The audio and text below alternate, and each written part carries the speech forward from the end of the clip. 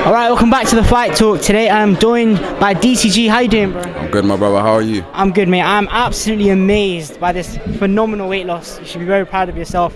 You've got your fight on Misfits. How are you feeling for it?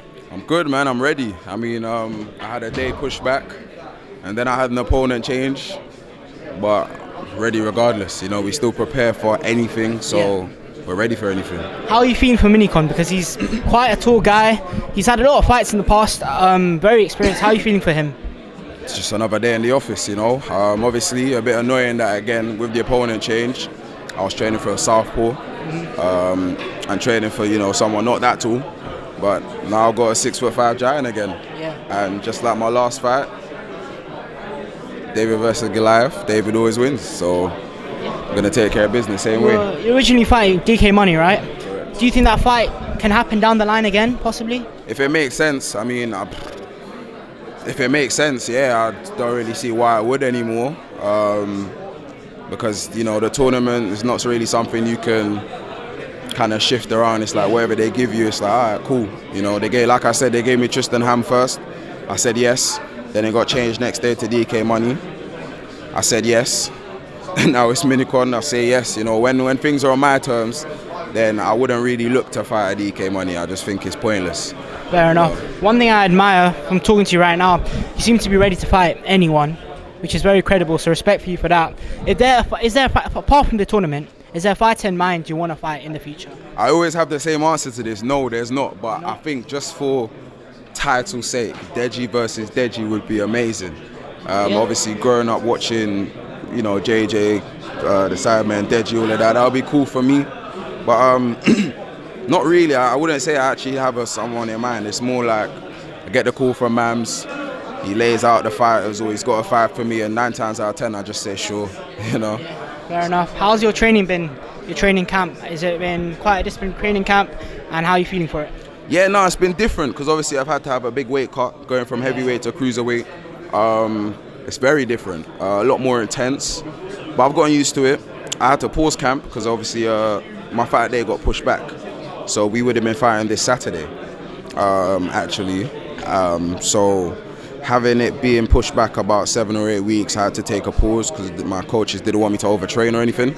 So got a little taster of what camp's gonna be like. I start again today, and yeah, it's a lot still. But you know, if I can be defeated by the gym, then of course I'm gonna lose in the ring. So we have to overcome everything and just make sure we step into that ring nice and ready. Real, yeah. And how do you feel like when you're gonna be fighting in front of thousands of fans in Dublin, Ireland? It's gonna be a different crowd to usual because normally you're fighting within like London or in England. London, yeah. Oh really? Unfortunately, no. And I was looking forward to it because this card was meant to be in London. All right. So I was really July looking. Card, yeah. Yeah, because I was offered Dallas or London. All right. And so 16 or 17, and I chose 17 simply because I wanted to fight my city for once. I didn't really care about, you know, everyone's like, oh, it would have been nice to get flown out and this. Yeah, that's cool, but I want to fight my city. You get me? Cause I fought in Sheffield first, then Manchester, then Leeds. I was looking forward to it, but Dublin's cool. I've never been to Ireland. One of the few places in Europe I haven't been to. So, well, actually, the only place in the UK I haven't been to. All right. So yeah, I'm looking forward to it. I am. One thing I will say, the fans there are crazy. Yeah. You can see from previous fights. Yeah, they'll be crazy. And they love their combat sports. Yeah, they do. I think it's going to be an amazing fight with you. I wish you the best of luck, my friend. I want to get your prediction for this fight as well. I'm winning. I couldn't tell you when or how, but I'm winning. I know that much. Fair enough. And last prediction for the KSI versus Slim and Anthony Taylor fight. What do you think is going to happen? It's a bit of a mad fight.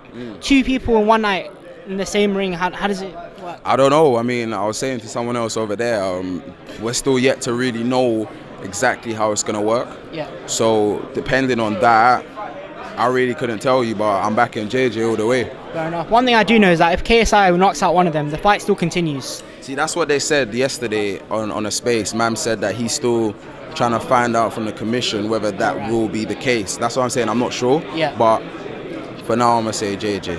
Fair enough. And for you, to end off with you, what is your main goal now? And your end goal in boxing? Because you're still very young, you can still fight a lot more.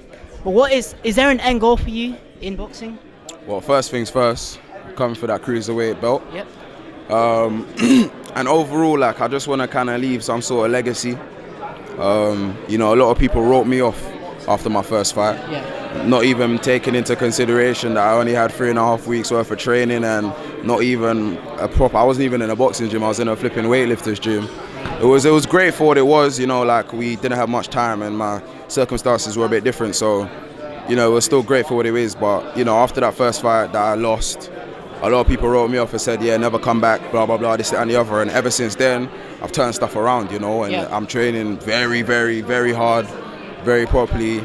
My mindset's different. Yes, this is influencer boxing, but to me, this is boxing. There's no such thing as influencer boxing in my mind. Yes, we are influencers that are boxing, but influencer boxing is not a sport. Boxing is. Do you know what I mean? So I take this quite seriously for what it is. Obviously, I don't dedicate my whole life to it. Do you know what I mean? But when I'm preparing for a fight, I'm locked in fully.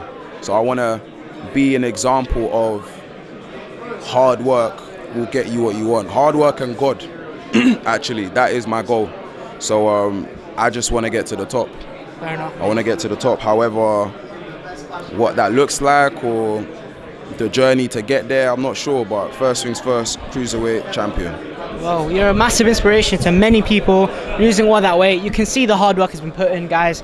Definitely. So very well done to everything you've ever done so far in your career. And I wish you the best of luck for your fight. Appreciate it, my brother. Thank you, bro.